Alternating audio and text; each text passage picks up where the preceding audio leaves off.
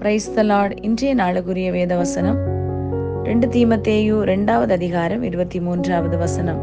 புத்தியினமும் அயுக்தமான தர்க்கங்கள் சண்டைகளை பிறப்பிக்கும் என்று அறிந்து அவைகளுக்கு விலகிரு.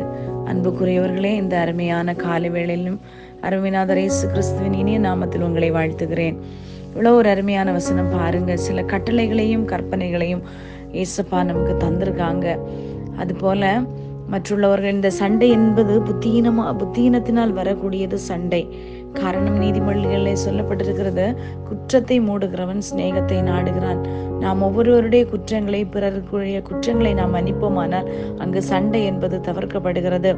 புத்தியினமான காரியங்களாலும் அயுக்தமான தர்க்கங்கள், தேவையில்லாத காரியங்களை குறித்து நாம் வீண் பேச்சுக்கு ஆளாகும் போது அங்கே சண்டை உருவாகிறது. அதற்குள்ளாக கர்த்தருடைய வசனம் சொல்லுகிறது, சொற்களின் மிகுதியினால் பாவம் இல்லாமற் போகாது. நம்மிடத்தில் ஒருவர் ஒரு காரியத்திற்காக நம்மளோடு பேச வரும்போது நம்முடைய அதற்காக நாம் கொடுக்கக்கூடிய பதில்கள் இல்லை என்றால் நாம் அவர்களை சமாதானப்படுத்துவது கர்த்தருடைய வேதத்தின் அடிப்படையில், வேத வசனங்களின் அடிப்படையில் நாம் செல்லும் போது அது புத்தீனமான காரியமாய் இருக்காது. நாம் புத்தியாய் அவர்களை போதித்து அவர்களுக்கு போதகம் பண்ணு என்றுதான் ஆண்டவருடைய வசனம் சொல்லுகிறது.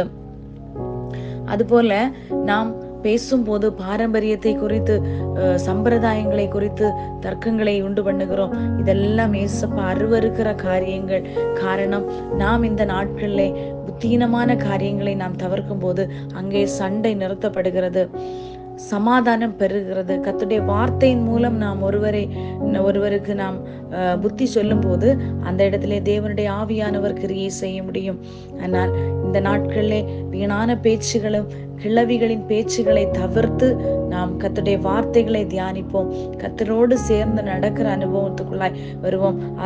அதனால் சொல்லப்பட்டிருக்கிறது, அவைகளுக்கு நீ விலகீர் என்று சொல்லப்பட்டிருக்கிறது.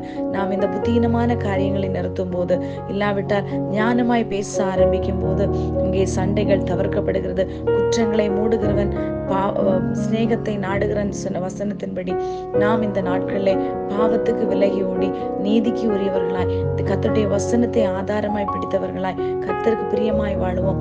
கர்த்தர் தாமே உங்களை ஆசீர்வதிப்பாராக. ஆமென். God bless you all.